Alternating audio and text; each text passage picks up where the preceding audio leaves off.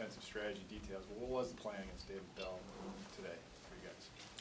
There were some things that we were trying to do, to obviously limit him. They obviously like getting him in to one-on-one situations. We tried to never really have him in a one-on-one situation. Unfortunately, he was able to get loose, even if there was some guys shading on him and stuff like that. And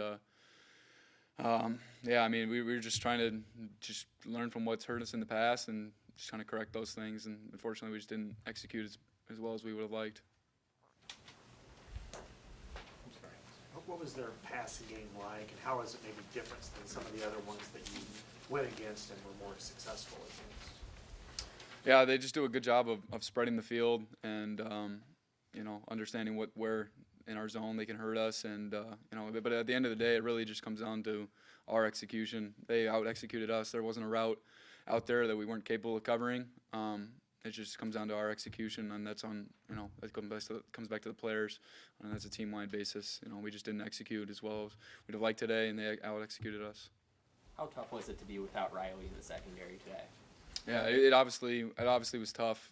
He's a veteran guy, experienced guy, but it just, like I said, it just comes down to that. There are the players that were out there. We didn't execute as well as we would have liked. Whether or not Riley was out there or not, they played well, and we just weren't able to, perform the way we wanted to do it. So I guess following up on the Bell question, so you guys didn't want him to get into one-on-one, but it seemed like he did have some one-on-ones, or was I seeing things wrong? But it seemed like he had a lot of one-on-ones. He was, yeah. I mean, we were playing different types of. We were playing a lot of different coverages, cover 2, cover 3. When it was third down, then it was. We were in our man-to-man stuff. We tried to not have him be in a one-on-one situation. There was one unfortunate circumstance where he was, and he was able to get loose. But aside from that, it was just, we was cover 3, cover 2. And they were just finding the soft spot in our zone, and we weren't able to execute. How banked up was Matt out there and trying to just continue playing? I'm not entirely sure what. I wasn't too involved in that discussion, but as I was told, his shoulder was bugging him, and how much that was bugging him is, like I said, I don't really know, but I know it would take extreme lot to get Matt off the field. So I'm sure that he was struggling a little bit, and props to him for fighting through it. What do you make of the first 7 weeks of the season now? I know it's fresh after the game here, but looking at this first block.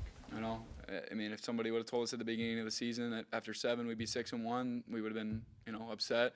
And obviously with this one coming as late as it did, there's a bad taste in our mouth. But just like last week, when everybody was praising us for how well we were playing last week, we can't listen to that, and we can't listen to what people are saying about us now. At the end of the day, like you said, we're 6-1. We're gonna learn from this game, go into the bye week, fix the things that need to be fixed, and the 5-game season starts from that point on. Building off of that question, you say you have a bad taste in your mouth. How can you kind of channel that into good progress, bye week, and then the week leading up to Wisconsin?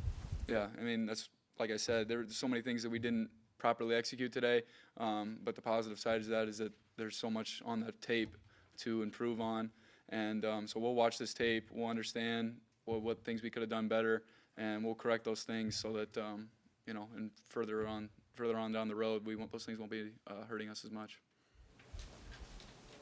Okay, thanks, Jack.